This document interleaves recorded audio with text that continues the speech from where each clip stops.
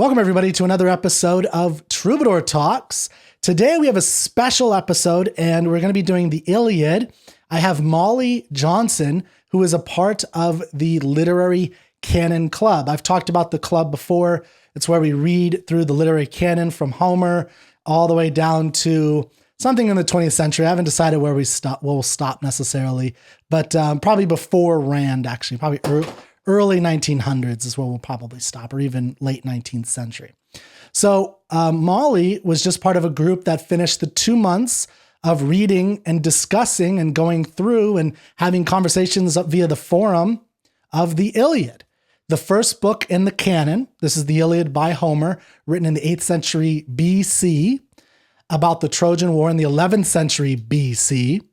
And this has been one of the foundational pieces of literature in all of Western literature.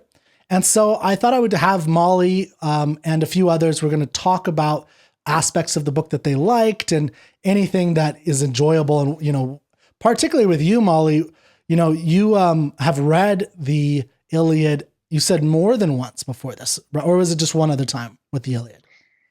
I read it in high school, and then a couple other times when some newer translations came out. That was, a decade later, and then this recent time. I've probably read it 4 times, maybe 5 total. Okay. Yeah. And each time was, I think, a different translation. That's always good with the Iliad. Yeah. I think there are hundreds and hundreds of translations at this point, just throughout the eras, and then in different languages, not even just English, but just so many in different languages. Some of the most famous poets of all time have done, like Alexander Pope has a famous one. Of course, on first looking into Chapman, I always have to say that to remember it was George Chapman's that Keats is talking about. So it's a translated book for a reason, right? There's a reason why people read and love this work. And I think it's more than just tradition, although a lot of people might think it's just, it's tradition, it was the first, but it's been around for a long time. So you've read it a couple times. We just went through the Literary Canon group discussion. Was there in this reading, which was, we did E.V. Rieu's, R-I-E-U, his translation, which was recommended by Leonard Peikoff. Was there any unique things that came out of this one for you, out of this translation? Yes. I thought it was a really good place for a first read through, and also for kind of a comparative read through where you already know the story really well. And the reason was it really highlighted the plot for me, because previously a lot of what I've read is more prose poetic translations. And the first one I read was prose, and then I read some other poetic ones. And I found that I focused a lot more on the poetry of the poetic ones and kind of lost sight of what was happening and who was related to who, or a lot of the interesting relationships and the repetition of different situations with different characters. And this time through, I was much more noticing sort of, there's a scene where Odysseus is suddenly surrounded and he gets afraid in battle. He doesn't know how he's going to get out of this. Is this the night attack? And no, I think it's after that. Okay. He's trying to protect Diomedes, who's wounded. Okay. And they're kind of they're almost surrounded, and he wonders, should I run away? Yeah. Or should I stay here? I'm going to really get in trouble if I stay here because they're about to surround me. And so he has this moment where even he is afraid, and he's wondering if I'm going to survive this. And then there's a later scene where Hector goes through the same thing with Achilles. And I would not have noticed that little pairing, that sort of foreshadowing of that situation in a different translation, where I'm worried more about, what a pretty way to turn the phrase, and not That does what's kind of happening. overtake it a lot. Yeah, where it's Yeah. you are focused So the on the plot was yeah. really central in this translation. And so I think that's particularly good for a new reader of it to grasp who are all these people with all these funny names and all these places they're referring to. There's a lot to take in. And so if there's a way to just give it a bare bones outline, I think this is a good translation for that. And then it was also helpful for me because I had forgotten a lot of the plot. And so it was a way of refreshing my Yeah. memory, having not read it in a long time. And then one thing they have in this translation that I especially appreciated was the little outline at the beginning of each chapter, Yes. which at first annoyed me because I thought, well, there are all these spoilers and it tells you everything that's going to happen. Why would I want to read the chapter now? But I found that if I was reading it when I was tired, it was a good way to check. Oh yeah, did I get all those events, or Yeah. did I really pay enough attention to see that all those things happened? And it was also a way to find a scene that I liked quickly when I was reviewing the whole book to kind of recall those favorites. Yeah. So it was helpful to have that outline, even though it's a little hand holding, but I didn't mind it. I kind of needed my hand to be held. Yeah, I mean, like there's always the question of how challenging does it have to be? You know, part of it is you want to just enjoy it. And there is like this, you know, I feel this way too when you honestly, like when I read something where it's like, even if I read something really challenging, which is valuable and it's like, oh yeah, I was able to do it. And so I'm kind of proud of, and I was like, yeah, I read this version, right? I actually read the Pope version. I suffered through this, and it's like, haha, I was able to do that. And it's like at the end of the day, you know, you want to get the story, and you want to it's a wonderful, amazing, powerful story, I think. And there's a reason why so many people, you know, died to preserve it. Like they spent their life rewriting it and writing it. You know, this is before the printing press. You had to write it by hand. This survives because thousands and thousands of people meticulously saved this work among all. There was a lot of work that is lost of this era. And so there's something very special just in that. I think there's a value in just understanding why so many people, you know, and whether you agree with that, you know, why that, I mean, I happen to agree that it's that important. But anyway, so yeah, but the point is the idea of there is a sense where you just want to get the story, which I think when we did the Literary Canon, that's why that was Leonard Peikoff's argument for your first read through. And I thought that was a good point. My first read through made me cry. Now I was very young, but it made me cry because I didn't understand anything. And I just didn't understand anything. You weren't crying for like I wasn't like I was crying through the whole thing because the story, like I've told the story on the show several times actually, but I was very young. I wasn't good at anything in school. Like I was good at baseball, but in school I just wasn't good at anything. I was like 10 years old, except my teacher said I had an above average reading comprehension. I didn't know what that meant.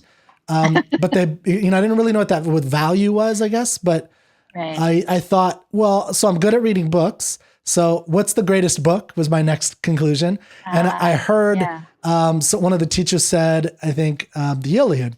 So I don't think they knew what they were saying when I asked them that or what they were doing.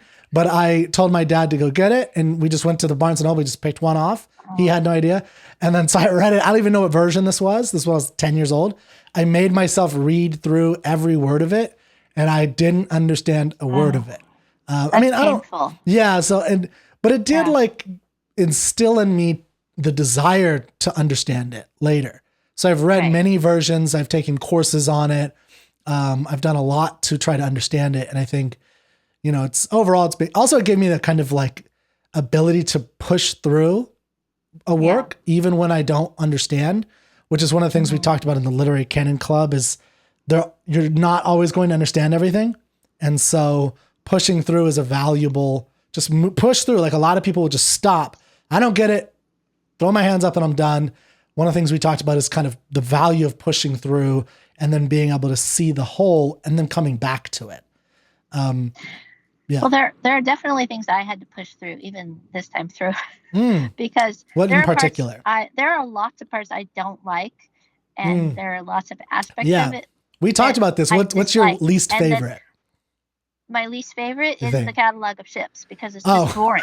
I mean, that's every, yeah, the yeah. genealogy of every ship and every place. And I tried to like it. I tried to find something to enjoy or to imagine myself being No, one of it's these not going to people and happen. hearing my name or my people mentioned. But no, I really can't enjoy that list. It's just a list. Yeah. And then another thing I I don't skim that at this enjoy point. that made it more clear what parts I did enjoy was I did not enjoy the killings, which Yeah. is most of it. Every time someone Yeah. dies, There's I hundreds read of it, I deaths. forced myself to read through it and even to visualize the spear going through his throat and coming out the other side, and what would it be like if it went through your palate. I mean, I visualized all of that. Like, I did my work, but that was not the fun part for me. Now, we discussed that in But it made more particular. clear what the fun part was. Yeah. So What, oh, the fun, I was what's the fun able to, part? by process of elimination, figure out what the good parts were for me. Well, so hold on. So I want to make sure we're picking out these Yeah. parts. So we had a discussion in the Literary Canon Club group. I presented an argument. Did that at all help in terms of the death? Did that change at all your view of it? So the thing I was talking about was that if you actually read those, the death is not as prevalent as you think. It's actually the building of the life of each one. Right. And yeah. so every time someone dies, every time, without You get the exception, context. you get like, whether it's one sentence or a whole page or two, depending on the value of the character, their kleos in a sense, their glory. And so that is, I think, the reason for that. Still a list, but that's still a list of, and here's this guy, and he's going to die too, and here's where he's from. It's really just a catalog. It's a more extended catalog. But I'll tell you the good parts. Okay, let's hear the good parts. Okay, the good parts were every time there was a character who was alone, that was like a little paragraph separated from the rest of the battle. And all those little moments where there's a character alone or in an intimate situation with one other person. Yeah. Those little intimate moments were the ones where those were what I remembered. And then going through the book, I found several of them and they matched up with my favorite moments. They were the things that I really remembered the best. So do you have an example? And I remembered details of them. Yeah. So the first one was when Achilles he retreats to his hut after the argument with Agamemnon. Yeah. And he prays to his mother to help him. And she comes and they have the conversation about what are we going to do now? He's taken my honor. That's the whole thing. I made this choice. And then she goes to Zeus to ask him to favor the that Trojans. Little moment of mother and son, but also before that moment, there's Achilles just by himself, just devastated. And he's still angry, but he's got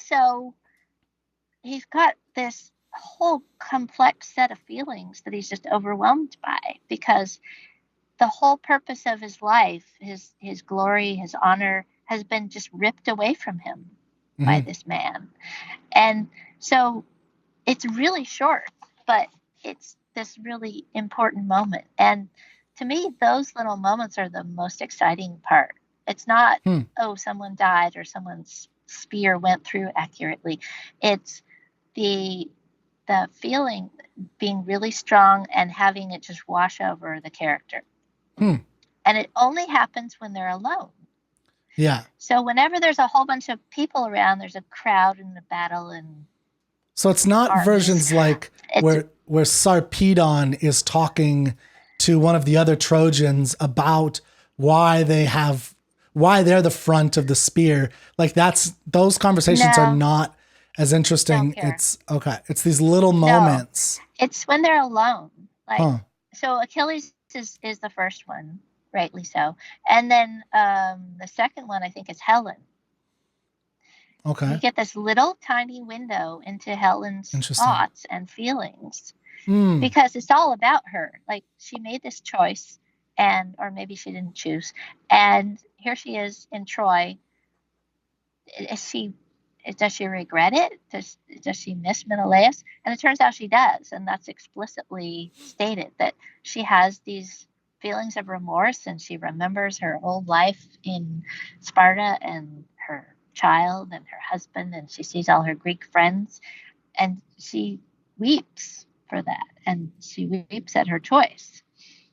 So there's this little window into her feelings about what's happening that we don't see anywhere else in the epic, that how she feels about this. Because this whole war is about her. I mean, Well, it's kind it's of caused by her yeah, actions. and so it is caused by The her epic's not about her. in the like in the myth of it, and I think Homer does mention it. But yeah, I mean, this is so interesting. So because for me, the thing that I love so much about this is the memento mori type concept of meditating on death and the value of that, and the value of life in the relationship with the fact that we're going to die, and coming to terms with mortality, which is something that all humans have to do. And it's something in our society we don't do today as much. Like we put the dead, and dying people in hospice. We don't look at them. We don't think about them. And then when it's our turn, we freak out. Right. And there's, which I'm sure I always tell myself, I hope I'll, get to a point where I'll be satisfied with my life, and I won't do that. But it's something that I think about. And I think this book, with all the death, which I really, I love war stories. I love Band of Brothers and the Pacific, because no, I know. And I always do wonder if there is a gender aspect to that. I've noticed men tend to love these types of Civil War stories. And it's an interesting question. Like, I don't know the answer, because we now have, a mixed army, mixed gender army, although I still think like 95% of combat vets or higher are men. But anyway, it's an interesting question. So I've never been in war. So why am I interested in it? Right? Like, why are a lot of guys who are not in wars, who have never been in a war, fascinated by it? It's something that I think about. I don't know if it's just a cultural thing. It's passed down. My dad was in Vietnam. And so I think about, like, how would I deal with this kind of situation? And I think the Iliad helps me, but of course the Iliad does more than that. It helps me think about mortality as such, and the value of because the dilemma that Achilles has, in a certain sense, is this dilemma of his two fates. And should he live a simple life, right? And die an old man and not be remembered? Or, should he go out and win glory, but he'll die young and be remembered forever? Which is true, by the way, because we're still talking about Achilles, right? And so there's a, it's an interesting dilemma about, like, how do we think about death as framing our life? And I think death does frame our life in a certain sense, if we think about it as, well, things are going to end, so we should, act in a way that we're going to accomplish things in that end. Versus, like, if we had the mentality that we're going to live forever. Because this is one thing that the immortals don't have any values, right? They don't care that much. That's what I think is nice about the shield in the Hephaestus' shield is that it sums up that whole circle of what is a life and what is it that Achilles gave up to have this glory. He gave up marriage and dancing and weddings and family. Well, the shield has everything, including the cosmos. But the shield is primarily about the human world and the human activities. Like, it has many, many scenes of what do people do in their lives. And it does have that. It's a kind of an animated version of a painting. There's all these little animations that happen on the shield. And there's like farming, right? There's like you said, there's wedding, there's farming. No, there's also the sacking of a city and the burning of a city. Yeah. So there's war in and it. that's just part of life. That's part of life, exactly. Yeah. The whole aspect of life, 100%. But I thought it was interesting that he made this shield for Achilles, and he's only going to get to use it once. He's about to die. Yeah. But what do you think is the significance of that battle? Yeah. Well, go ahead. I think, there's a lot to it. I mean, he makes it for Thetis because she's kind to him, and Hephaestus is this sort of shrunken, lame god that of the forge doesn't get any love from anybody, and get no respect. Wife doesn't love him. He doesn't get any respect. No respect. He has to make robots to do his work for him. There's no one working with him. He's alone in his forge with his robots, and yet he takes all this pride in making this shield that's just for one instant of glory. It's not something Achilles is going to use for his whole life. It's just for that final raid. Well, we know what happens after the Iliad too, with his armor. And then they argue over it. After the Iliad's over, the shield is this symbol of the shield and all of his armor. Who's gonna get it? Top doggy now. And there's a big fight over that. As good as Achilles after he's dead, and so Ajax and Odysseus both want that. Both symbol. want it. Yeah. And they're willing to fight one another for it. So now, what do you think about the idea that Achilles getting that shield after Patroclus has died, and he doesn't eat, right? But Athena, I think it's Athena, infuses ambrosia into him, just like she does with Hector, to keep him fresh, and so even though he's being abused, his body is staying fresh, and she's doing the same thing with Achilles in a sense. Mm-hmm. But Achilles is not eating human food, and he has this shield that's just imagine seeing this man with a shield with all of existence on it coming at you, right? There's a kind of superhumanness to him in that moment. And I just, that scene after the shield, or when he re-enters the battle finally, I was just wondering what you thought of all that. Well, no wonder Hector's afraid when he finally gets cornered. I mean, he's got that's terrifying. It's clearly the gods are on his side, and Hector's not going to be able to fight against this. And everyone else has gone back behind the walls. He's alone out there. Well, he was tricked. So he was told. He thought he was. He thought there was some people there. Yeah, but then some. So that was another one of the scenes that I found. Oh, and he was by himself. He's basically alone. I mean, Achilles is there threatening him, but he's realizing there's no one else around, and that overwhelming feeling of fear. So it was the sort of, because I'm an introvert, that everything that's really cool that happens is when the characters are alone and they're feeling a very strong feeling. So to me, those were the good parts. So that was another instance of. Well, and then Achilles and Priam obviously is another intimate. It's very intimate. They're, admiring one another, seeing each other as people. Priam, the king of Troy. Yeah. Yeah. And he comes to beg for his son's body. Yeah. Basically. And he that famous line, I'm the first man to kiss the hands of the man who slayed my son. Right. And not only that, but we know at this point that Achilles has killed most of his 50 sons himself. Right. So it's not just Hector, although he did kill Hector, the most important and the strongest of his sons, but he slaughtered 30 of them. I mean, it's including that one young one. By killing Hector, he makes it possible to take over the entire city and burn it down. So they are very vulnerable. Basically, he is the one who's responsible for destroying his whole empire, his line. It seems to become inevitable at that point, right? They know they now lost the great Hector.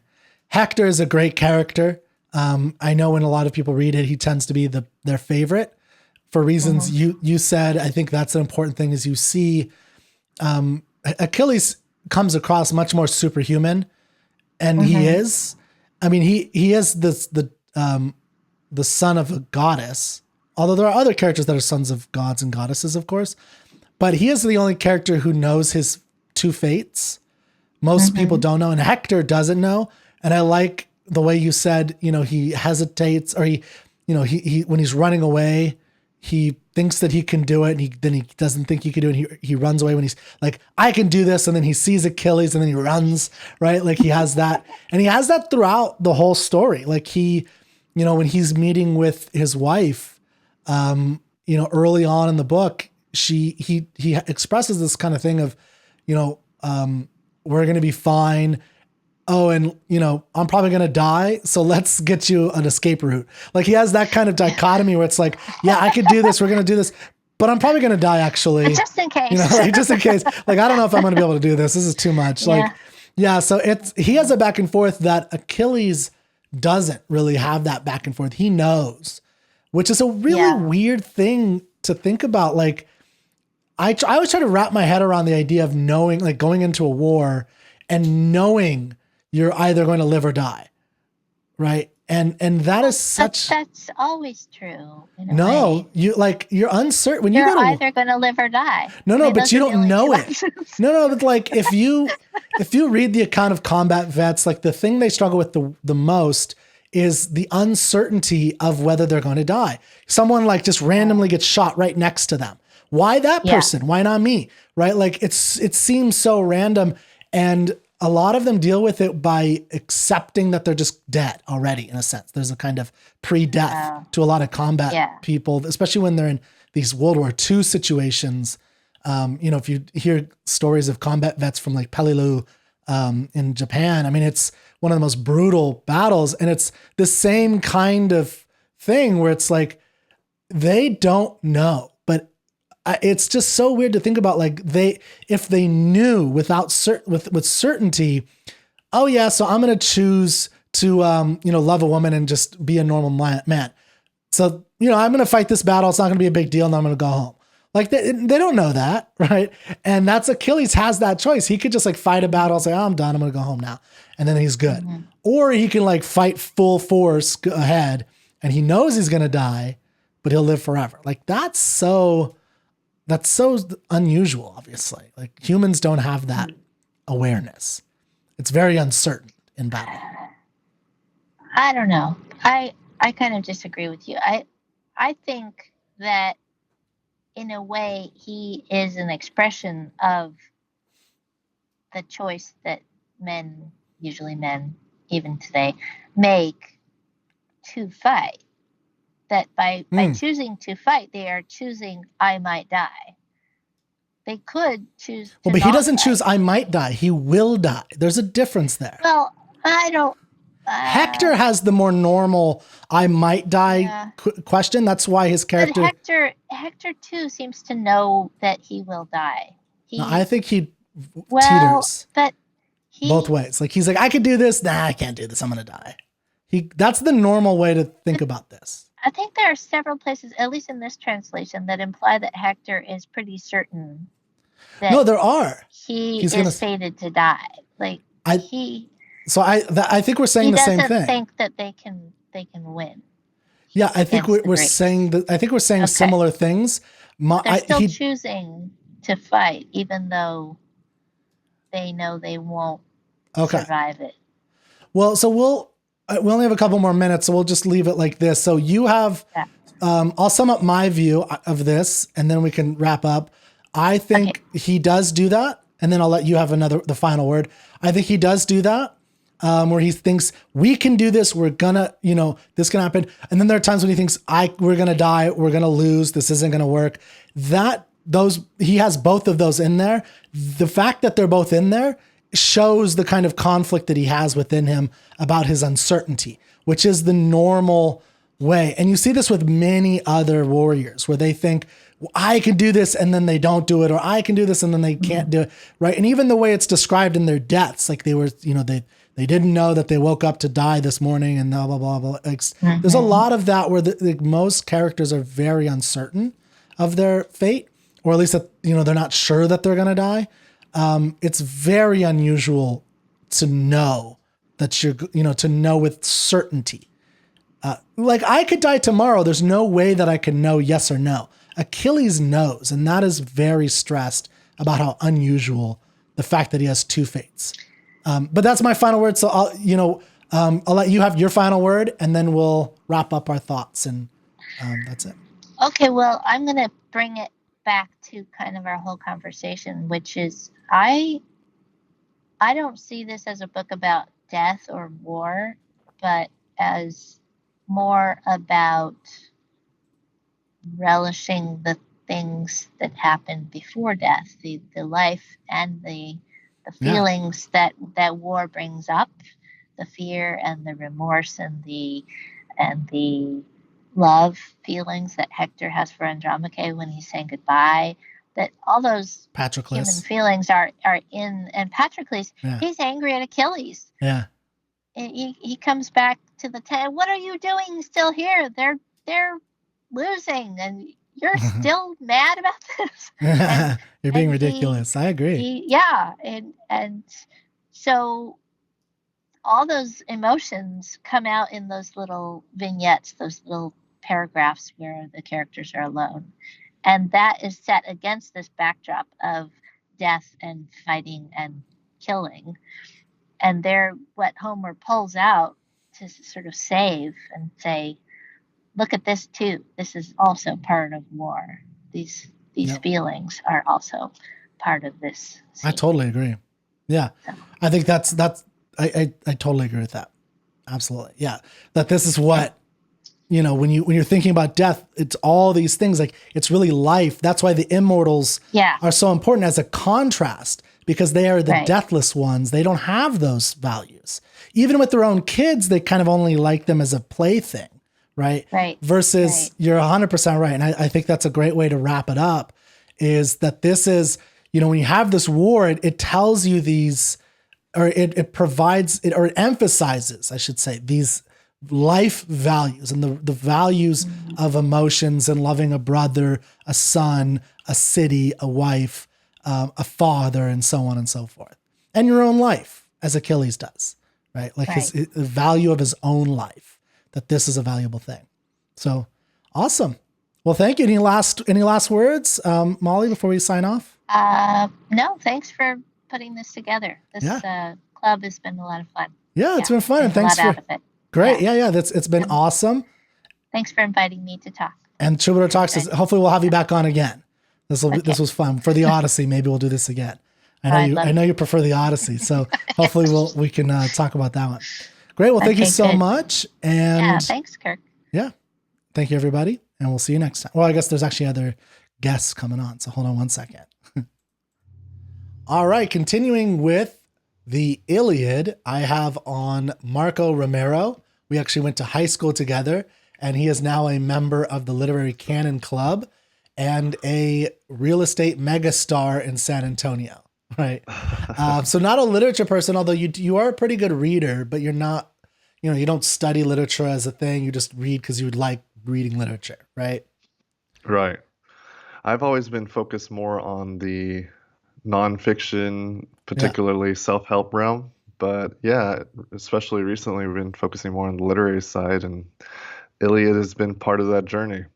So out of curiosity, why? Why recently literature? Why did you take the leap into the Iliad? Well, I'm just curious, like, because I've said this to you before, and I've said this on the show a couple of times. Like, one of my passions, although it's very challenging, is trying to find ways for successful business owners, entrepreneurs, engineers, people who don't normally you categorize as the right brain or left brain creative, literary types, which I think is garbage. I think it's not a true dichotomy that, between left and right. And that business people can't be creative. But so one of my passions is always trying to get them to not see themselves that way and to read more literature and how that can enhance their life. So I'm curious about why you are interested in it, especially now more than ever. Well, I've always been a fan of good stories, and I've read a number of different things in the past. Though I think for me particularly, um, reading is an activity that I have limited time to pursue. So, like I mentioned in the past, I really tried to focus on more the nonfiction, the self-help, sales, business, real estate type topics, because I felt that if I wasn't reading in that realm, it was kind of a missed opportunity Mm, to gain a skill, gain more knowledge, learn something, implement a new strategy, things of that nature. And fiction kind of felt like almost like just watching a movie or something of that nature, where I could be escapism. more, yeah, where it could be more, I could be more productive, Mm, which in retrospect is has elements of truth, but is also a failed way of approaching it. So recently, for me, Hillary's my wife. We've been in real estate quite some time now in San Antonio, and being a part of the real estate realm has always been a grand pursuit of mine, and something I've been working on for many, many years. And when COVID hit in this past year, 2020, it was a situation where Hillary and I had to kind of adjust on how we were working, what we were focusing on, what our day to day looked like, what we wanted our work day to look like, how we wanted to build our future life. And by going through this transition and really taking a step back in a lot of ways, caused me to take some time for reflection and try to get a handle and a reassessment of what were my true priorities, such as the priority of my wife, the priority of my children, the priority of happiness in general, and not the so much go, go, go, trying to get to the next tier, the next level in business. And so through that new lens, I have tried to focus on more key elements of like myself and my mentality. So gratefulness, patience, things of that nature. And something that really came up in my mind, right now I'm in my 30s, but something that came up in my mind was more long-term thinking, like mm, looking at my life in the whole perspective. Like, what's something that I could be doing now that will have positive impact on me, not just 3 years from now, 5 years from now, but 10, 15, 30 years from now. And by trying to incorporate more of that as a focus of how I think about things, is changed how I've been trying to live life, which encapsulates business and again my wife and children and things of that nature. So with this perspective, that's how I started to look at reading.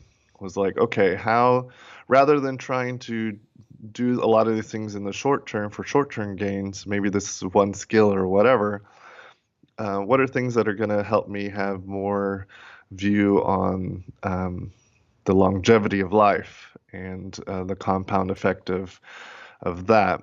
And so when you started to propose the literary club, how what's a better way to look for a long-term future than looking long-term into the past? And so that's what really kind of got my attention and got me a little excited, was the fact that you were going so far back, not just like hundreds of years, but thousands of years back in literary history, mm, to look at what others have written. And like I mentioned, I'm trying to focus more on these key elements that are like more at the pinnacle of um, priorities, life priorities. I mentioned gratitude and priorities such as that. Well, I like with what you've been talking about with these literary literary arts that we're progressing through and going through, starting with the Iliad, that time itself is a major filter on these literary works, and there's a reason they've lasted for so long. So that it's especially in the age that we live now, where we're so inundated with so much information. I could go to a bookstore now, and there's hundreds and thousands and millions of books to pick from. But how can I, with my limited time and limited life, how can I pick ones of the highest quality? Well, you can take other people's recommendations. That's a way to filter to a higher quality level. But again, time itself, these literary works that have stood the test of time have kind of filtered out to the highest quality for one reason or another. So Well, that's related though, right? Because the Iliad is time tested in that people have spent their lives preserving it, which is in itself a recommendation. Right. Exactly. So it's like, but it's not just people today in America or someone in Russia recommending it, but it's someone in, classical Greece, in Rome, in medieval times, in medieval Italy, in Renaissance France, so on and so forth. And not just one person, but tens of thousands, and not just tens of thousands of normal people, but tens of thousands of the greatest minds to ever walk this earth. So it's like what I like about the Literary Canon Club is it's recommendations from the greatest humans, period, ever to walk this earth. And that's a pretty good recommendation. Yeah, it's like almost the ultimate filter. Because like you said, it transcends like country barriers, cultural barriers in some ways. And I mean, these things were written before many countries even existed.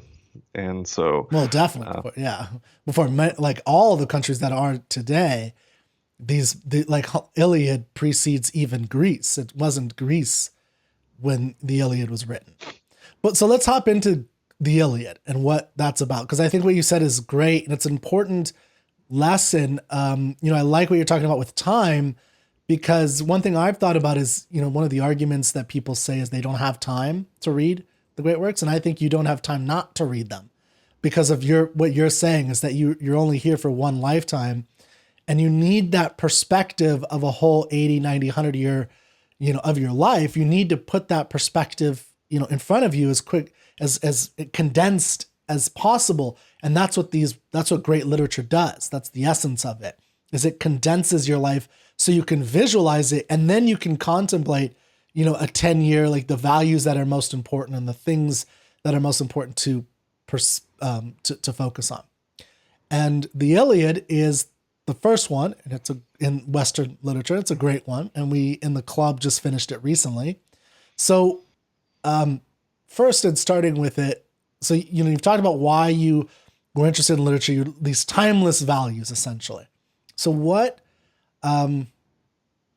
in the Homer's Iliad, we don't really live in that kind of world anymore, the warrior ethos. So I'm curious what you got out of the Iliad in particular that you think might be interesting for a timeless value.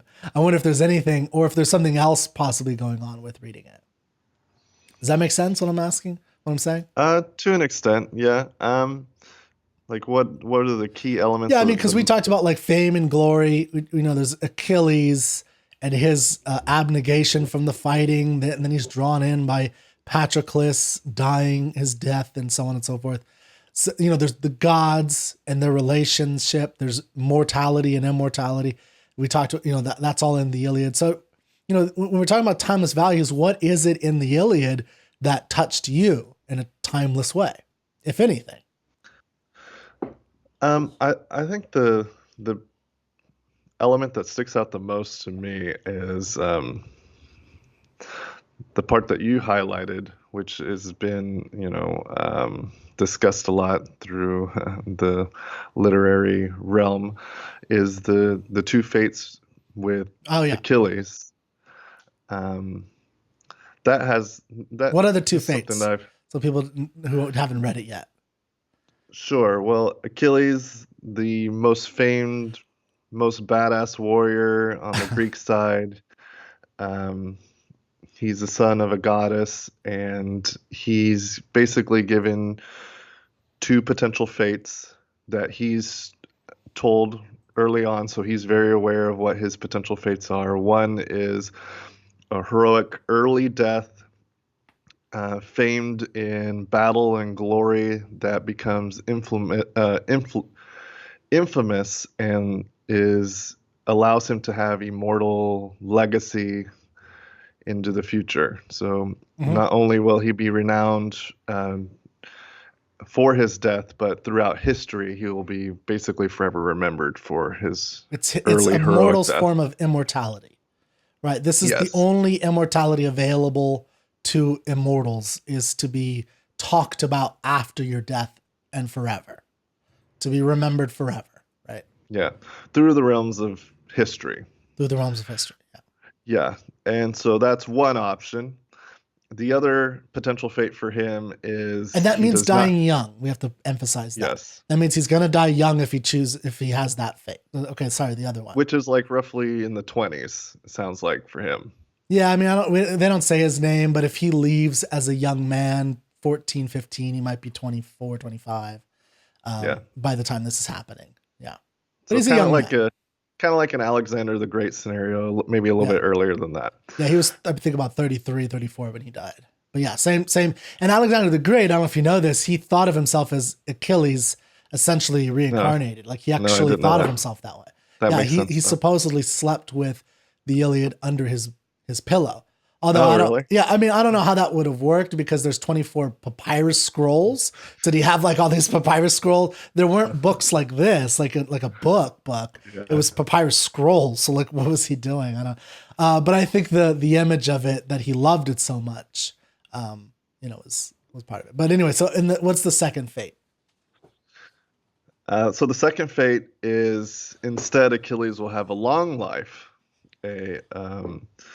a long life that is void of that heroic death, the whole going out in battle scenario. He will basically live out his days on his land, kind of not really exciting in that aspect, but he'll be with his family and he'll live his long life, eventually die. And when he dies, basically no one will remember him. When he dies, he dies. Yeah. And so those are really the two potential routes he can go with his life. And it's kind of interesting because I've actually, upon reading this and kind of learning about it and kind of mulling it over, not only for myself, but then additionally in like how Achilles struggled with this own fork that he was dealing with. I've actually posed the question to a few different people. Oh, interesting. Which one would you choose? Yeah, just to see how they And you would said the die respond. young one, right? Yeah. Like you could die tomorrow is another way of doing it if they're not 25, but Right. or But die in like a month. Yeah, but I've actually realized it recently that I need to rephrase the way I kind of describe it. So I generally have described it very similar to what we just discussed right here, and then I pose the question to them. But the context and the type of society is completely different that we're living in now. So it's very easy for somebody to say, "Oh, well, I'll just live with my family to the end of my days, and that's all. I'm cool with that." Yeah. So instead, I think the early death needs to be tied to something of their highest ambition or their highest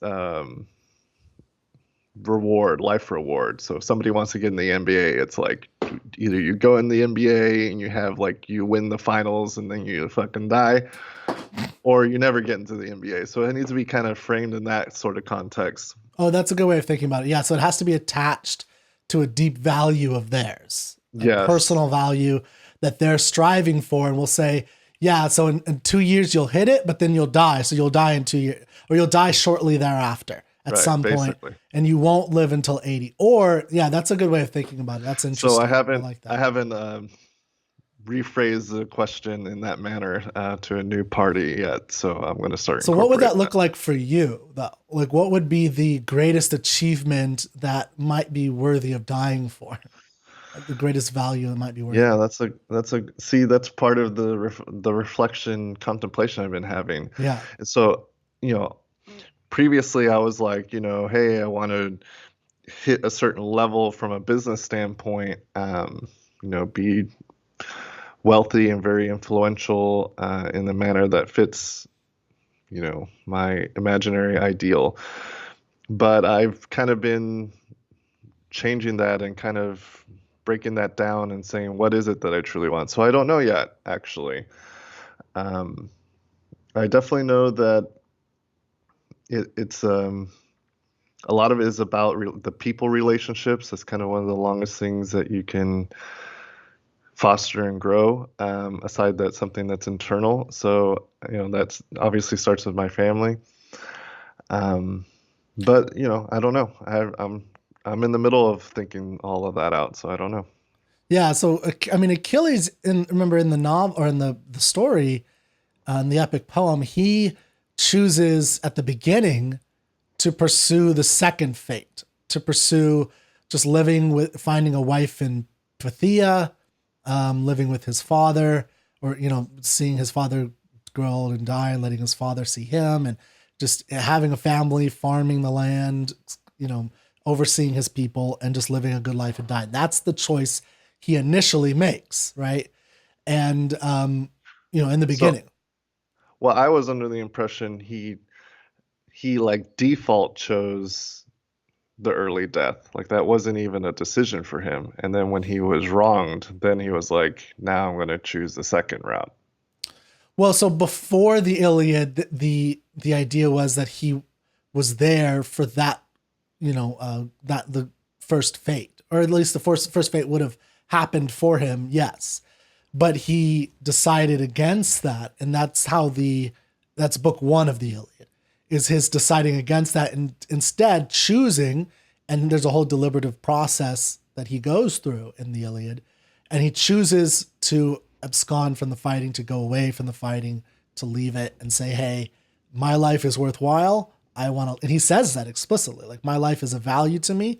I don't want to lose it arbitrarily and for no reason. And you, Agamemnon, who took away my prize, shows that maybe even if I die for this war, I won't get the first fate, because you could just take away all my glory, right? You could just take it away arbitrarily. And that's kind of his feeling, I think. And then so he chooses the second one. He's like, forget it. And no amount of stuff that when the Greeks start failing in the war and they start losing the war, Agamemnon's like, oh, give him everything he wants, right? Like, give him all the glory, give him all the fame, give him all the women, everything he said, why he left in the first place. And Achilles turns all of that down, all of it, including even protecting and fighting for his brothers in arms, right? Which is a no-no in today's world. You have to fight for your brothers in arms. That's the only reason that we hear many soldiers today fight, is for the man next to them. And so Achilles says no explicitly to that and to all the other values. So it's a kind of, again, he's rejecting all of the values that he had been living for previously, and now he's going to be living for something else.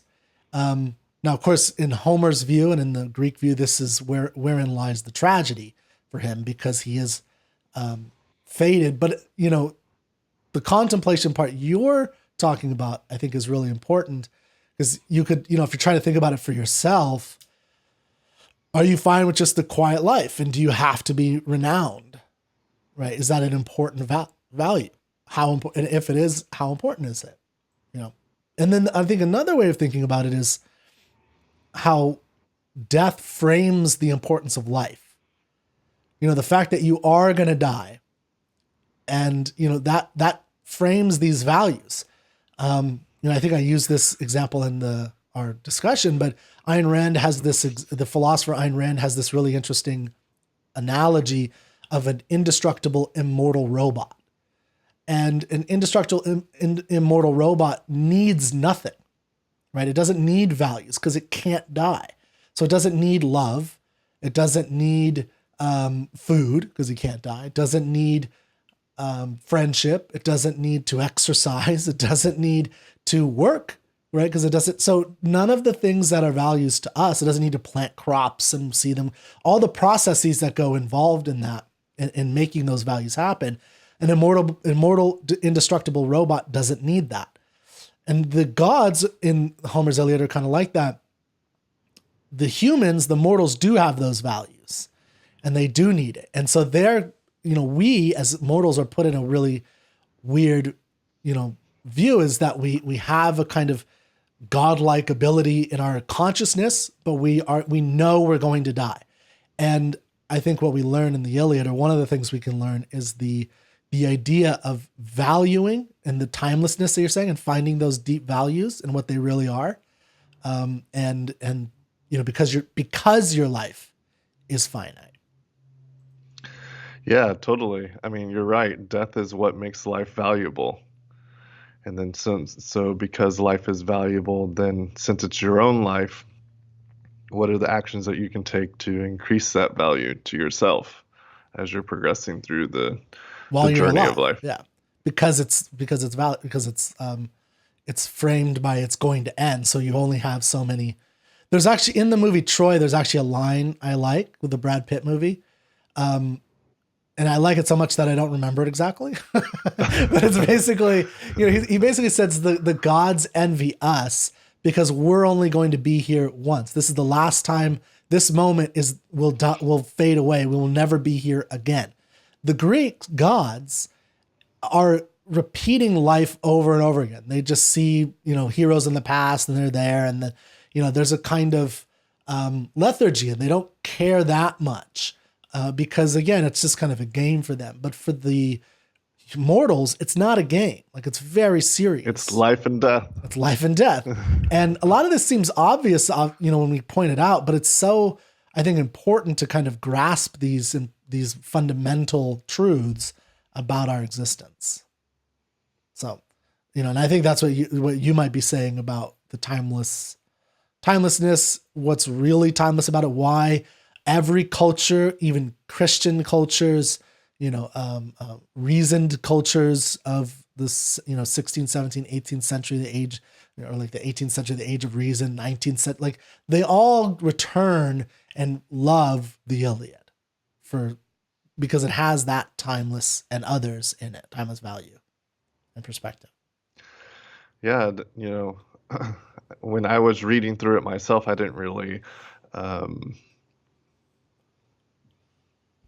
catch on to so much of the life and death aspects of it. But, after we've all got together as a group and discussions with you, it really is a book that highlights the importance of life and the importance of death, and, the meaning of life, but also what is the meaning of death and what type of death that you have and how that affects your life and then the life of all the people around you, given that this is a story of war.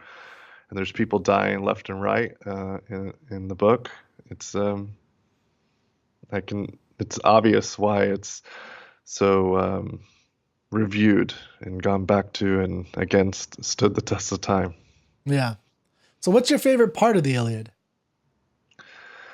So my favorite part is Diomedes when he basically goes on a rampage. I didn't even know he existed prior to reading this. I had a general idea of the Iliad. I knew it was the Trojan War. I knew it was the Greeks and the Trojans. I knew how it started. I knew how it ended.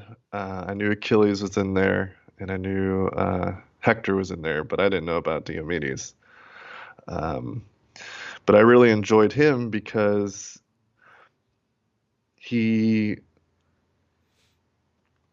number one, he's a badass warrior, which is revered in that realm.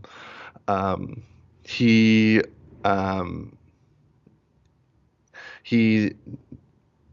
almost like kind of like an almost never gives up kind of mentality. He has a mission. He's going to do whatever he has to do to, go after it. In the early part of the book, he's empowered by a goddess out of everyone in the entire army. He's kind of chosen to give additional powers, like I said, and he even injures a god. Ares, he injures Ares and injures Aphrodite, and that's pretty amazing for a mortal to do. Mm-hmm. And then I recall when later on in the book, when the convoy goes to Achilles and they're like, dude, we need you back. We're losing this war. We need you to come fight. And Achilles is like, nah, you're on your own. Well, when they get back, Diomedes is like, well, whatever. We're going to still fight anyway, even despite Achilles. Yeah. And basically the perspective of everybody else, and it even describes it in the book, is when they find out Achilles is not happening, there's like silence. And basically everyone takes that as, now we're defeated. Our only saving grace was Achilles. And in that moment, he was like, we're still going to fight regardless. Yeah. So I kind of appreciate that. And I like that aspect of his personality. Plus, he has not only the heroics that I've already described, but, after that following night, he works with Odysseus and they kind of do a sneak attack in the night, and they have a really huge impact before the battle the next day. And so he's a true mortal that has huge impact, whereas Achilles is godlike and a son of a goddess, and is I can't remember Diomedes's parents, his parentage. Do you remember? I don't know. Yeah, I actually am forgetting. So Diomedes was king of the Greek city Argos. He was one of the suitors of Helen, as all of them were. Yeah, so I think that's interesting. I hadn't thought about that. His parents are Titius and Dipple. I don't know if they're gods, though. I don't think they're gods. So I didn't think about that. That's an interesting connection, that he is stressed as a mortal character, not as like Achilles. So there's Trojans like Sarpedon or Paris or Hector, or not Paris, but like Sarpedon, whose mother is Aphrodite. And I believe it's Aphrodite, right? I thought he was the son of Zeus, but maybe I'm Oh, wrong. no, you're right. Yeah. All the parents are. There's challenging to the remember. gods and the goddesses got around. Yeah. There's a few of their children running. Oh, Zeus and Europa. Yeah. So Sarpedon has no, I was thinking of, Aeneas, I think. Aeneas' parents. They are, no, maybe not. Yeah. Aphrodite. Okay. Yeah. So Aeneas is who I was thinking of. But anyway, the point is that there are, within the mortals, there are these mixed mortals, right? That they're mortal, but they have parents who are immortal, like Achilles, Aeneas, Sarpedon. There are some, but Diomedes is not. So that's an interesting, and he's not the only one who's not. I don't know who Odysseus's mother is. His father, Peleus, I believe. I don't remember his mother. So I think he might be a mortal, though. He's a normal mortal.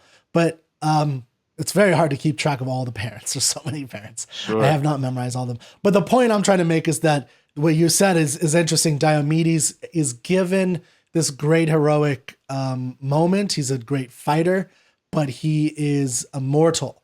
He is not immortal. He is a normal mortal man, just also great and a great fighter.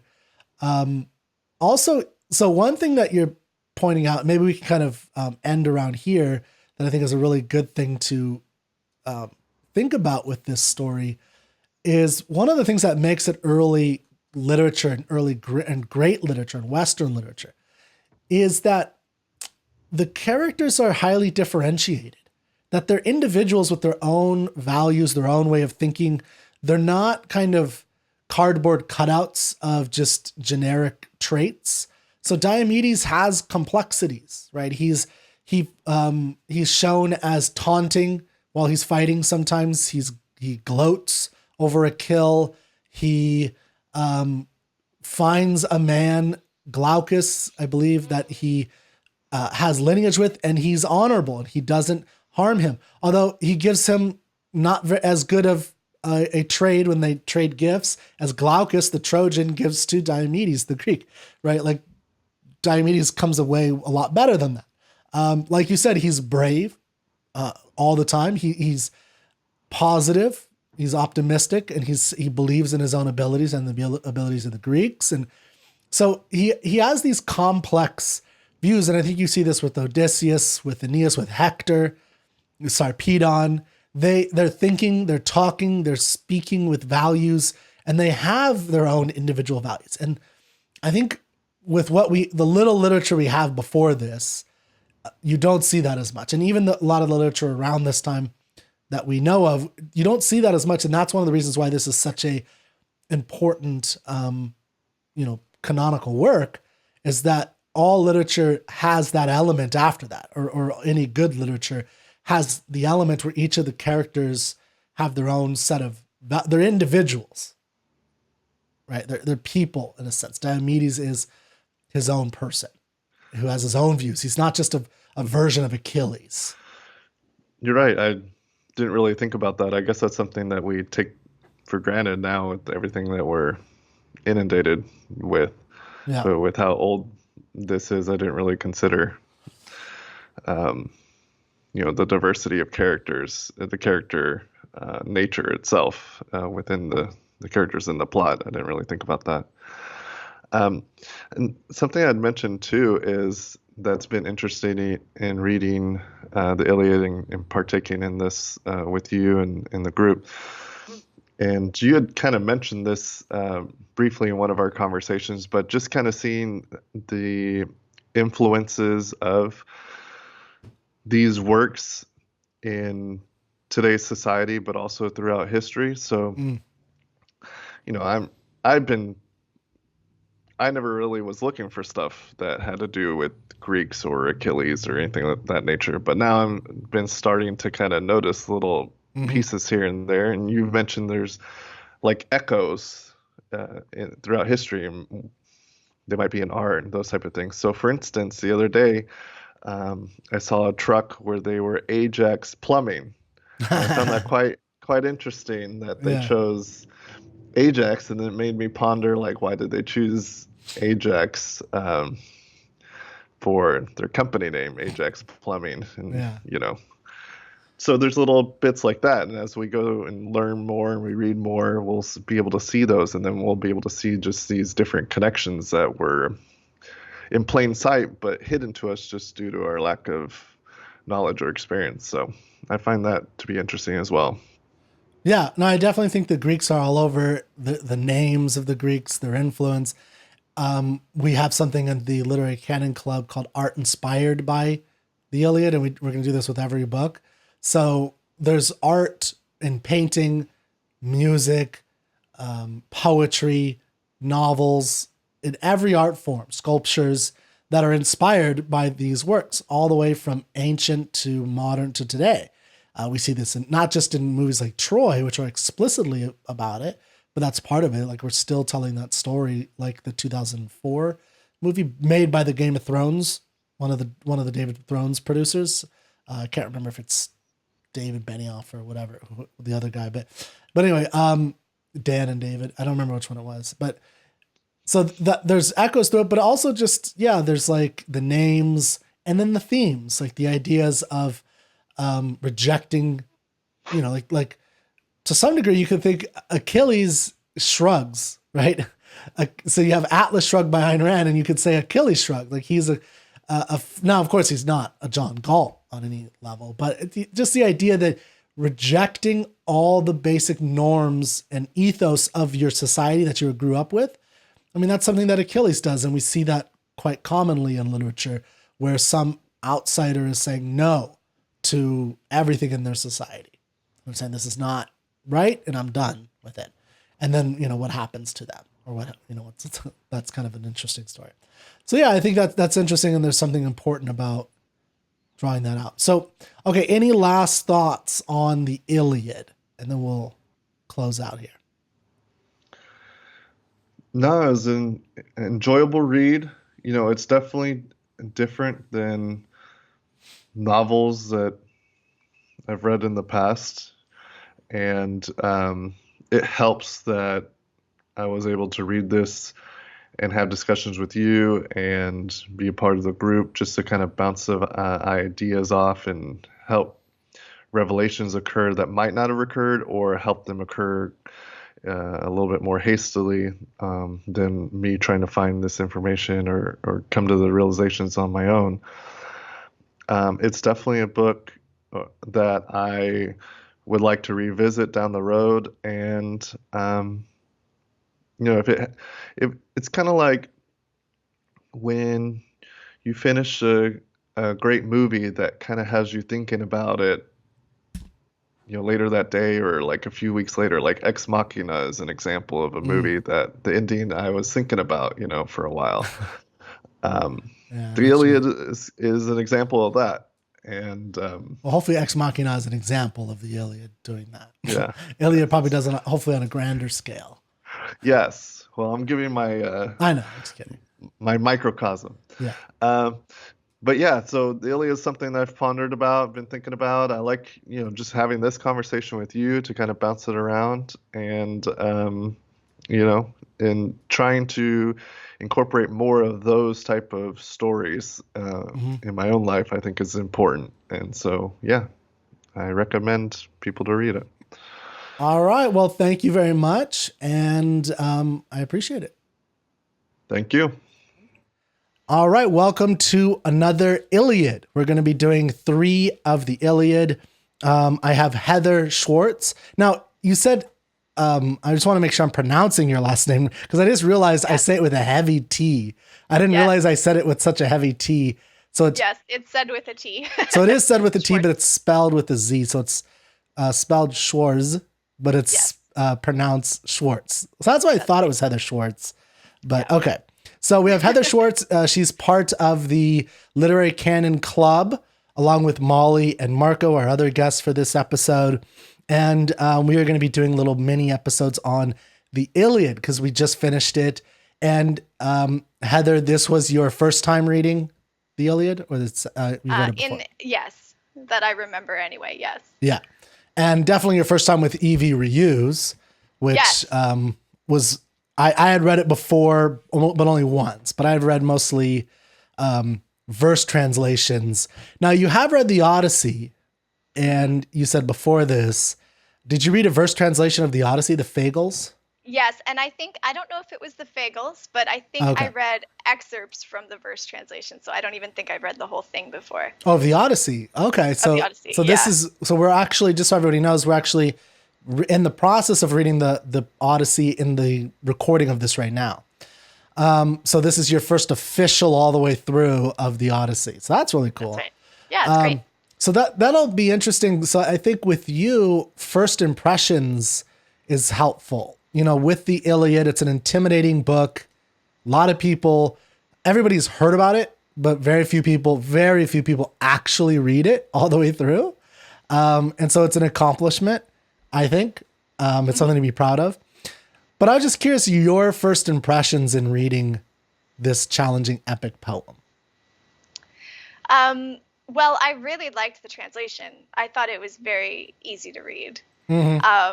Yeah, there was so much fighting. Yeah. Like, I know that I've picked it up before and probably not finished it, and that's probably why. Like, even in movies, I'm not one to really pay any attention to the fight scenes, and this is full of it. Well, it's not normal fighting, right? It's not like kung fu TV fighting where people kick each other, hit each other with a bar over the head or a bat, and they're okay. This is like one hit, brutal kill through the eye, the groin, the throat, the teeth breaking out of the back of your neck, like really gross. So when you say fighting, we're talking brutal, gruesome, realistic, slaughter scenes. Slaughter scenes. Yeah. Yes. So keep going. I just wanted, so people, it's not like, when Jackie Chan is like kicking people, it's like, that's fighting, but it's not the same thing, right? They're down and they'll probably get back up and they're okay. Yes. And along with the fighting, there was, such attention to like the individual who was dying and what their story was. That is so different from what we see in a normal fight scene that we're used to. It's very, like, I remember watching movies where somebody would die and having the reaction like that was a person, like who was that, this random person that, you know, Johnny Depp just shot or whatever it was. Johnny Depp. Yeah. And but in this book it's like you get every single person, you get some meaning of their lives, like who were they, who were their parents, what, you know, what was their life about, kind of thing, with every single scene, which is really different and good. I like that. So you liked that. But when you first, you said when you had picked up excerpts in the past, that had kind of turned you off. Yes. That part of it. Yes. Just literally, you know, the sword going through the guy's neck and like just so much description, his brains falling out on the ground. Like, you know, that just isn't something that I want to sit and read necessarily. But, well, since we have, technically this show will have me, Marco, Heather, Molly. So 2 guys, 2 girls. right. And I'm curious, I've already asked this of Molly and I'll ask this of you. I won't tell you her answer. Do you think being a female has any effect on that in terms of your relationship to the fighting?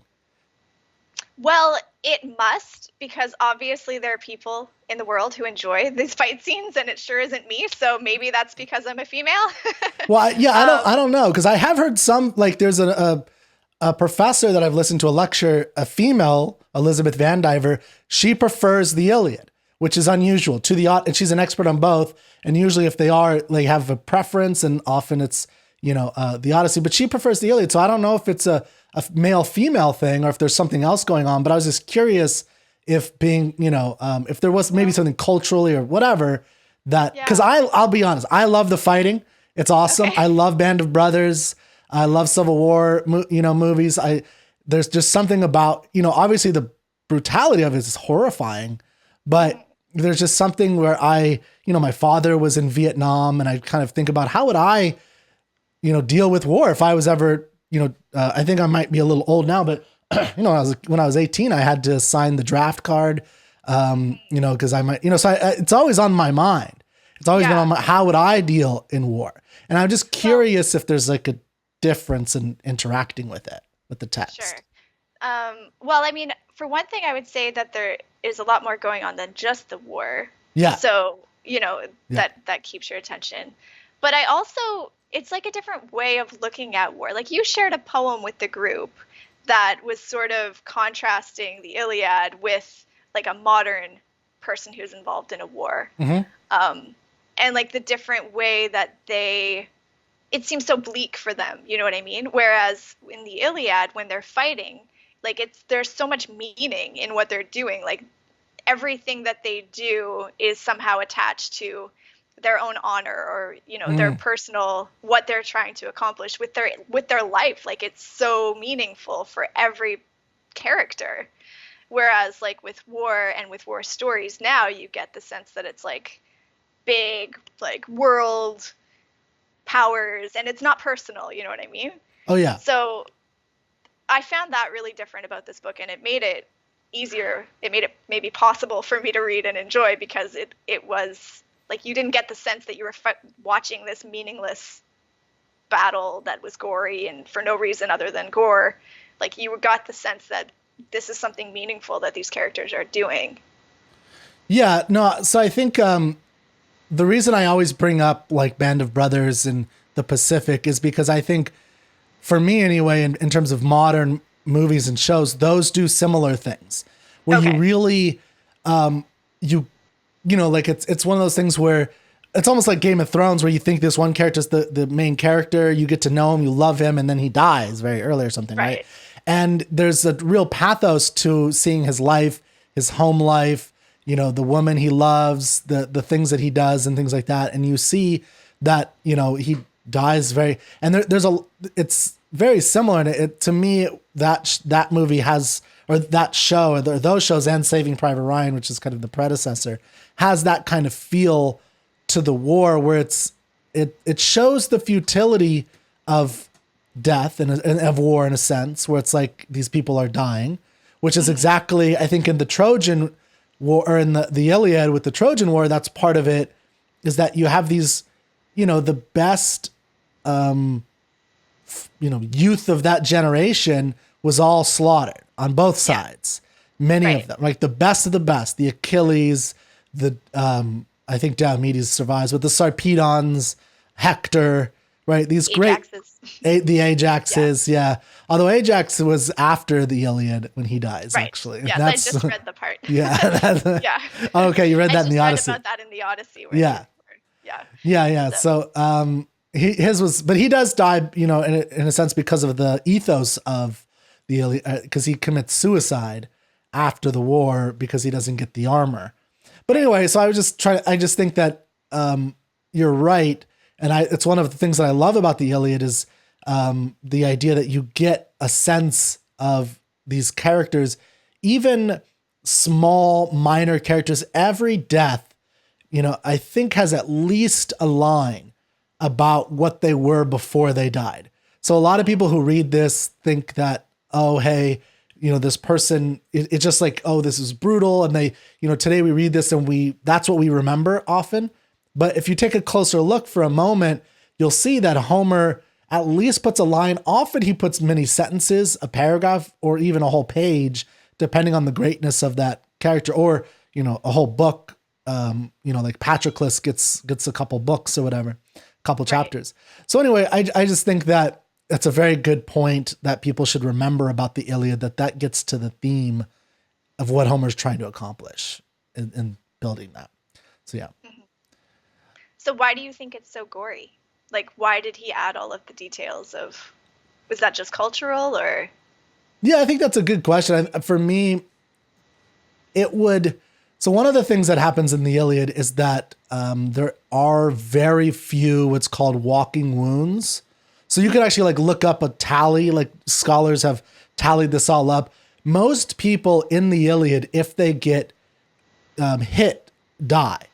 There are very few people who, there are some minor wounds, but I'm sorry, I said it wrong earlier. There are a few minor wounds or you're dead. There's nothing in between. So there's no amputations. Right. There's no long lingering deaths. You're either instantly killed brutally or, whatever, it goes through your throat and you're gone, goes through your skull, whatever, right? The really bad stuff. And you're dead right away. Or you get a minor walking wound and you're back in the action in a couple hours or a day or something. And that's it. And one of the reasons, now you got to the brutality, and I'm going to get to that in a second, but one of the reasons I think that happens is Homer's trying to stress death, and this is a kind of essentialized, so he's actually purposefully not including something like that because that would be a distraction. Artistically, I think that would be a distraction from the focus on death. That, oh, there are these types of lingering things. No, in his world, what he's trying to show is it's about death because he focuses on mortality and immortality and the struggle between, how does a mortal have immortality, right? And it's through kleos or people talking about you, and that's the only way. The paradox is that you have to take other people's lives to do that. And, in Achilles' case, you definitely have to die. So it's an interesting paradox to have the, the walking wounds, I think or to get the lingering deaths would kind of get in the way of that focus. Yeah, the brutality part, I think, has a lot to do with verisimilitude. Just he is trying to get to the truth of the matter. And this is, he's seen war. And so, although he's evading or he's cutting out these other parts of it, he does want to show that the death is horribly brutal. Right. And it's not like a Hollywood death where you shoot someone and they go, right? And they go like that and their arms stretch out and it's like they do a pirouette and they fall down. I mean, this is real. And I think that's what I imagine is he is having some realism in there. That's my guess. What do you think? Do you have any thoughts on it? Yeah, I guess I would think for realism. And it does seem to be, this idea that these people are people, they're individuals, they have lives, and look what happens to them. And it's a contrast of almost it makes you think why are they doing this? Why are they going out to, why are they sending all their youth to this place or whatever for this to happen to them? And I think that's a good point. Yeah. Yeah, it just raises the question of like, why would they? And Achilles explains why he's doing it pretty well, and so you do get an understanding of that, but you also really understand why he has to think a lot about why he's here, right? Yeah. Yeah, he questions it, right? Because he knows he's gonna. But you're right. Like, I think the brutality aspect. That's a good point. That it stresses that this is purely war. It's not like they're building a great Parthenon and a boulder falls on somebody, and which is horrible, and they're dying, but they're trying to build something, and it's like they're just and I think they're just conquering. And I think also the brilliance of Homer is that he doesn't make it about trade, right? It's not like in realism, historians today will say that the Trojan War was really about trade routes and they're trying to conquer. And that's probably true, right? They're trying to conquer the Mediterranean. So the Achaeans go to the Trojans, and Trojans are the best on this side of the Mediterranean. They're the best on the other. They want to conquer to have all the trade routes to themselves. That makes perfect sense in history. Homer's brilliance is that he makes it about what we would think of as the silliest reason, but which is because Paris abducted Helen from Menelaus, and that put them. But what that does, that little minor thing, is it forces you to think about, well, why do we go to war, right? Because it seems like trade routes to us historically make a kind of sense, because we need that to survive and flourish. And, during these primitive times, that might be important, or that is important for your civilization to grow and to get, pass on, I guess, your more colonies and so on. Right. But in this war, although they are going to get riches from it, there's a question of, well, it started with this woman that the most beautiful woman in the world that was kidnapped. All these men for 10 years are being brutally butchered because of that. And, I think it's brilliant that Homer stressed that versus all these other things, although there's other motivations for the people, excuse me. But I think that that's an important aspect, and the brutality emphasizes, hey, what's going on with this war, killing these great men. Killing the flourishing youth, the budding youth of this whole generation. And that goes into the Odyssey, by the way, which we see some of the effects of that in the Odyssey, I think. Right.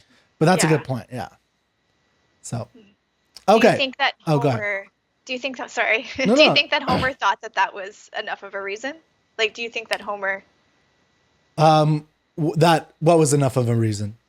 That, that instead of being about resources, it was about personal glory and Helen and all of that stuff. I think that reveals his artistry. Yeah. Right. That I'm sure he's aware of he's showing. Yeah. Right.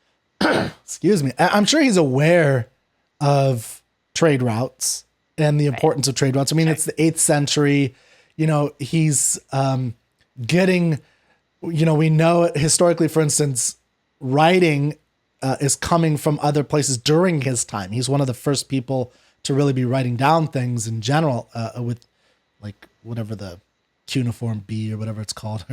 And I can't remember the name, but anyway, so he is aware of these other motivations, but I think he wants to stress that this is the ethos of war. This is why men fight at the end of the day, right? Just like today we say the reason men fight at the end of the day is they're brothers. They're a band of brothers. They fight for the men next to them.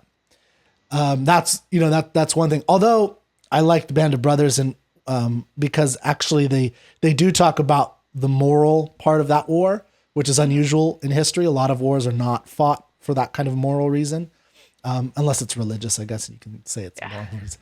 But yeah, so I guess my overall point is that Homer is really good at stressing what he's trying to stress, which is their motivations are honor and glory. That's why they're there.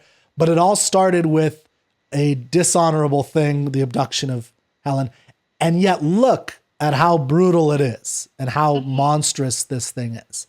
Right. And every time he kills somebody, it just reinforces that, man, why are we doing this? Like these guys could be at home singing and dancing and inventing and, you know, producing something and building a house. For their fathers, like Achilles said. Yeah, exactly. Caring for their fathers. Exactly. Right. So I think that's a good point. Yeah. Right. Part of it. Now, in your first reading, you know, the fighting. So we've talked a lot about the fighting and the death and the brutality, which is not even your favorite part personally for you. Right. What was what was something that you gained out of it or really enjoyed outside of that, or that, you know, because that was a surprise for you, but something that was just maybe pleasurable to read and a part of it? I enjoyed reading about Hera and Zeus, actually. I really liked their like relationship and the way that she would get her way, and all of the gods, really, the way that they sort of have this leader, Zeus, who gets what he wants because he's the strongest, but all of the others have their own ways of, you know, getting what they need as well, whether it's by tricking Zeus or just asking permission later or whatever their method is of or sleeping with him and making him go to sleep. Sure. Yeah, and making him fall asleep after sex, right? And that worked for him, and that was a major moment. Right. Zeus turns away, and that's when, is that when Patroclus goes into war or something happens? I'm blanking. Some major event happens where the Greeks start to win for a short amount of time. Yeah. Yes. That had to happen because, and I don't know if Zeus really cared that much. It's just that he had promised. You know, I don't get the impression that Zeus.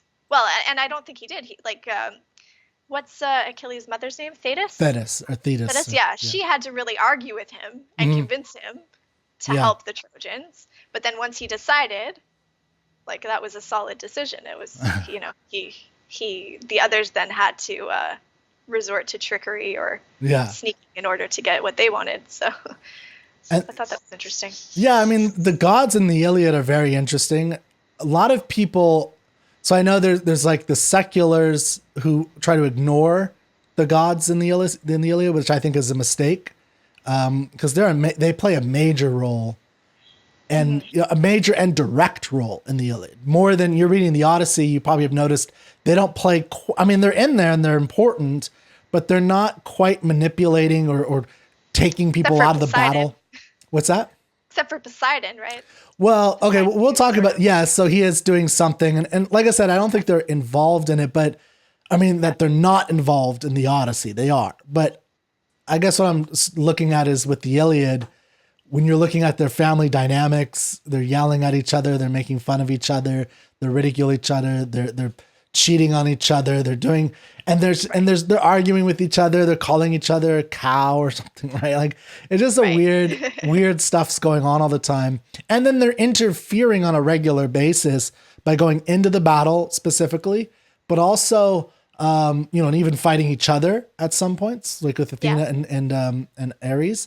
Yeah. And then also taking Paris away is the famous example, like getting him off the battlefield, and they're interacting with them. So I just think that they have a very direct role in the Iliad, and they have somewhat of a more indirect role in the Odyssey.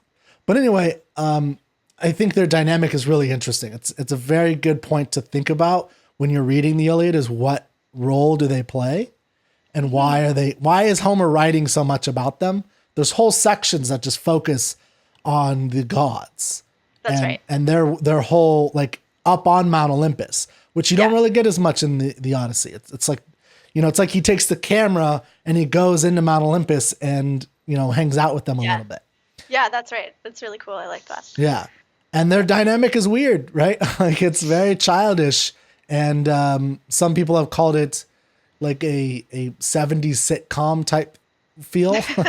And, like just like silly humor. They're kind of buffoons almost. Right. Like they come across as kind of buffoonish in the way that they behave. Mm-hmm. Now, we kind of talked about this in the club, but I was just curious if you remember any of that, if you had any new thoughts. Why do you think Homer has them drawn like that?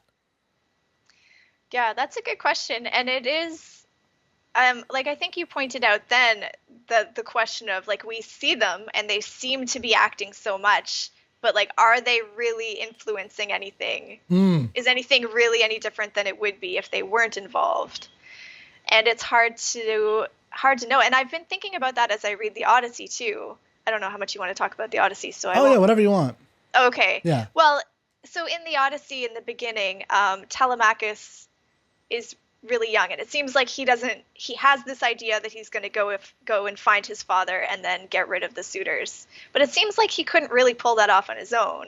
And so Athena, she does some of it for him. Like, she gets the ship ready for him, and like, she goes and finds the men for him. Yeah. And then there's the question of like, would he have been able to do that if she didn't? But you don't have so much of that question in the Iliad. I do think there's not as much direct, like, okay, if this god hadn't intervened, maybe with the exception of the Paris thing, maybe Paris would have died. That's an obvious one. Yeah. Yeah. Well, what about the motivating factor that they say, or for instance, when somebody shoots at Menelaus, when they break they were going to fight, Paris and Menelaus were going to fight. Paris starts losing. His mother, Venus, Aphrodite, takes him away, and Menelaus is furious. Now the two armies don't know what to do. One of Trojan armies the Trojan soldiers are inspired by a nefarious god. I don't remember which one it was, maybe Artemis or Athena or something, to shoot at Menelaus, and he hits him in the belt buckle, which apparently is very heavily armored because it didn't kill him. And so he, so there are a lot, I think there are quite a few of those moments where Homer stresses, one, where either the god was looking out for them, so like a spear just misses and maybe gets the guy next to you, right? So it's like you're going here, spear misses you, but it kills the guy right next to you. That's one thing. And so it's like Athena moved with the air, the spear. But that's the kind of thing that happens in real life, and you make up an explanation for it after, right? So the arrow missed him. Okay, was that because Athena moved it, or did the arrow just miss him? Yeah. Right? I felt like there was more of that. No, I think you're right. I think that's a big part of it, is that the arrow, that's kind of maybe Homer rationalizing with, or personifying the mystical or mystifying feeling of why not me, or why did this not kill me, which happens, I've never been in war, but a lot of combat veterans have said that type of thing, right? Sure. Where it's like a bullet went right next to me and got somebody else, and why did I survive this type of thing? Yeah. So I think there's that, but he does it a lot. So you're right. I think it reveals that, but I don't know if you can, when you're in a piece of literature, you should try to integrate things, and he does that all the time. Mm-hmm. So it's definitely important to him that the gods are relevant in this battle. And the gods are there's gods in Olympus, and they're both, Trojans and Greeks are praying to the same gods, right? And so there's like this whole thing. It's like, which prayer works, and why does it happen, and why do they choose this person versus that person? And there's the discussion at the end between Achilles and Paris and Hector's father, Priam. Yeah, right, where they talk about. I think it's that conversation where they talk about, the gods, sometimes they're on your side, sometimes they're not. Yeah. You just get what you get, and you're either blessed or you're not, and it could change. Yep. There's that. And so it's, like, what does Homer expect from his gods, or what does he... Well, there's definitely a word that we have attached to the Greek view of life. And if we think about, metaphysics, or our theory of the world, right? Like the theory of the kind of world that we live in, we get a very clear world in ancient Greek literature, starting with the Iliad in particular, and in the Odyssey, called fatalism. Right. And it's the idea that your fate is just, you have these three fates, they have the string, your birth, the middle of your life, and then you have one at the end that snips it, and that's it. Yeah. And I think it comes across very clear that that's what, like, this is literature that presents fatalism very seriously. as a very serious way of life, that there's no escape. Even the gods can't really escape. Like, that's what I think you see with when you're looking at the gods in particular.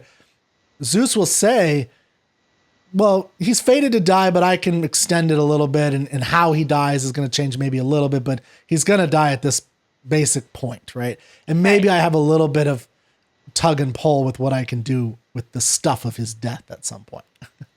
So in that case, then Achilles having a choice about his two fates is really important. Absolutely. Yeah. I mean, I think there are no characters in any literature. It's very rare for a character in literature, especially ancient Greek literature, to have any knowledge of their fate. That is you're a superhuman person, obviously, if you know a fate, and to have two fates and to be able to choose. So to me, the choice part is very important. The fact that he can choose is a big deal. And he chooses one, and then he chooses to go home at some point, and then something happens. Patroclus dies. Patroclus dies, yeah. Yeah. Now, before we go, I do want to make sure we talk about your favorite scene. Sure. Because you have a favorite scene, and I wanted to know why it was your favorite scene. What is it? What did you like about it so much? Sure. Well, I think that my favorite part of the book was the description of the armor that Hephaestus makes for Achilles. Am I saying that correctly, Hephaestus? There's so many pronunciations of these names that I've heard. Hephaestus is one I've heard. Hephaestus, all right. Something like that. Yeah. Right. Yeah. His armor that he makes. Yeah. I really liked it when I was reading it. And then the poem that you posted that had to do with the armor. I don't know if they were two different poems. I think there were two separate ones. And, two separate poems in terms of the armor? No, one poem about the armor, and then there was a separate poem that had to do with another war, I think. Oh, yeah, that one was Patrick Shaw. Right. I Saw a Man This Morning. So if anybody wants to go read that, that's that one. I think I'm thinking of. And you're thinking of another one. Yeah. Yes, because it's the one with the boy, right? And the boy is in this world where he doesn't know about anything being good or whatever it is. Yeah, there's the I don't know. I should have looked it up before. It's okay. No, this is interesting. It's part of the fun of a live recording. So so I definitely shared. I saw what I read at the end was I Saw a Man This Morning by Patrick Shaw. That's the World War I poem. I did share another one about, I'm looking it up now, but it's about, it's a modernist poem, actually, I think, about maybe, it's not Pound, is it? But about a reframing of the shield, the armor. The shield of Achilles in particular. That's right, yeah. Is that the one you're thinking of? It is. Okay. And it just, the thing that I took away from it was, because going into this, I kind of had a question about, like, what are we looking for in these classic books? What are we looking for, in art generally? Yeah. And, why do we choose one thing over another thing? Like, what is it? And to me, that is a big part of the answer to the question for me, because and I'll try and recreate it as well as I can, but basically Hephaestus makes this beautiful armor that describes or gives these scenes of, exactly what Achilles wants. What's in Achilles' heart is on this armor, right? And this is what his ideal is, you could say. But in this other poem, now you've got this armor with these terrible scenes, and with this boy now who grows up in a world where he doesn't know that there is a world where men could have honor, or he doesn't know, that's that there could be a world like that. Like, everything he knows is grim and is terrible and is, just horrible. And, there's a lot of grimness in the Iliad too, of course. And maybe it was very similar to the world that this boy actually knew, where kids get knifed in the street or whatever, there's similarities there. And yet their art is so very different, and what they're able to find in their world is so different because of their art, because of the art that they have. I don't know. That's a beautiful way of, I don't know if I ever made that connection actually like that. So Yeah. So if I understand what you're saying in the Iliad, the shield of Achilles. So when you say armor, you're focusing on the shield. The shield, right? sure. So yeah. he does make a whole suit of armor. The reason I say this is because in the Iliad and in ancient Greek, armoring scenes are actually really important.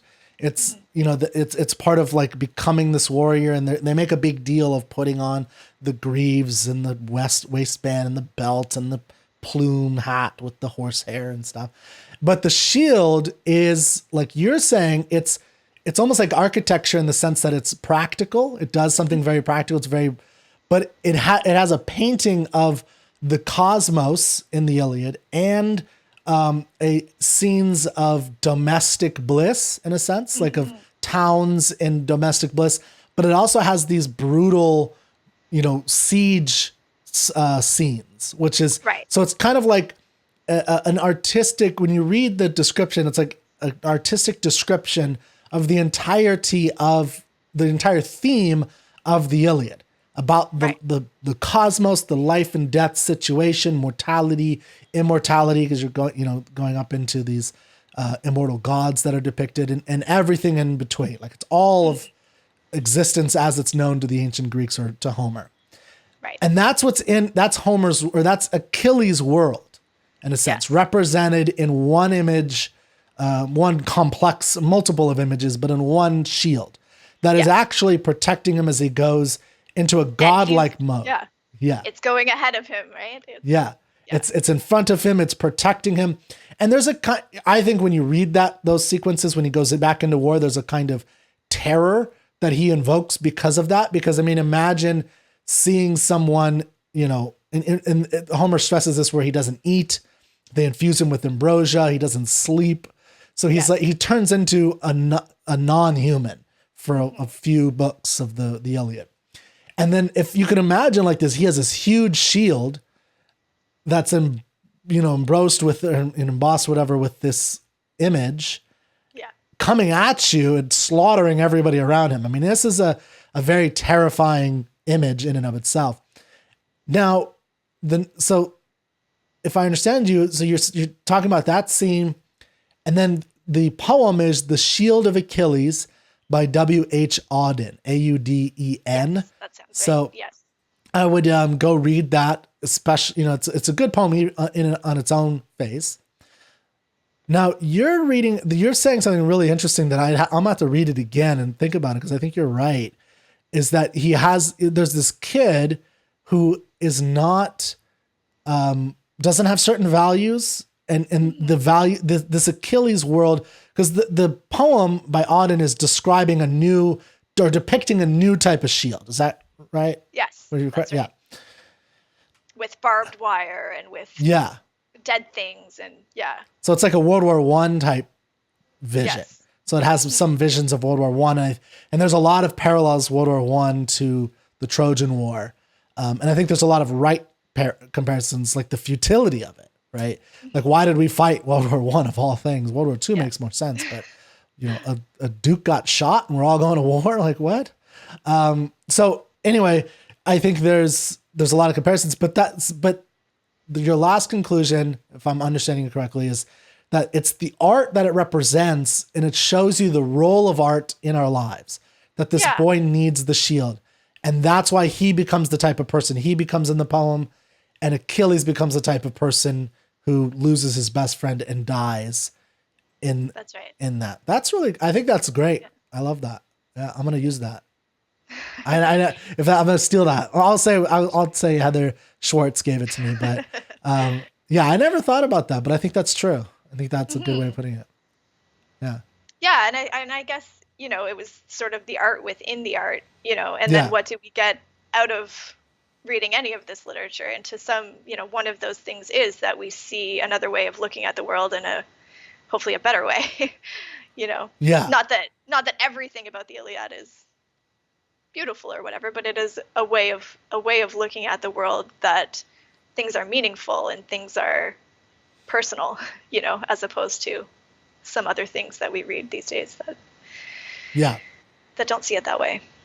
Yeah. And I think also it stresses death as a focal point of life, that Yes. without death, you don't have the meaning and joy of life, which That's is right. what you see with the immortals, that they don't really That's right. care about anything. Even their own sons, like you get a prick on your finger and like, I don't want to protect my son anymore. It's like, wait, what? Yeah. And that's because, and this is one of the goddesses gets a prick on her finger and she's like, you can have him. I'm done. I'm not going to protect him. And it's like, really, like you're immortal for one, and you got a teeny little scratch and you're going to freak out. And I guess we can end here, and I'll let you have any final thoughts as we go, if you'd like. But I think that, as a practical view of life, to remember that, death is scary and sad and can be brutal sometimes in war, but it frames life and it gives meaning to life. Because if we were immortal with no if death didn't exist and we couldn't be harmed, we wouldn't care about anything. That's right.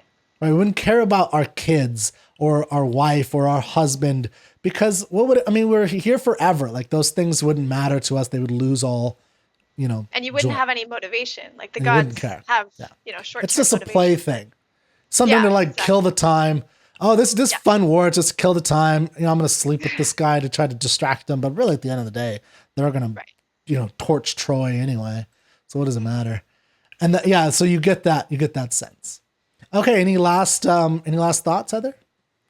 No, I think I had a lot of fun reading it. I really enjoyed it. This translation is fantastic. It was so much easier to read than I thought it would be. Yeah. So it was really good, and all the discussions were great. And like I said, the poetry, I don't know, it just brings out, the goodness of what's in there. So I enjoyed that a lot. I agree. Great. Well, thank you so much. And I'll actually see you in a couple days. So Yes. All right. Thanks a lot.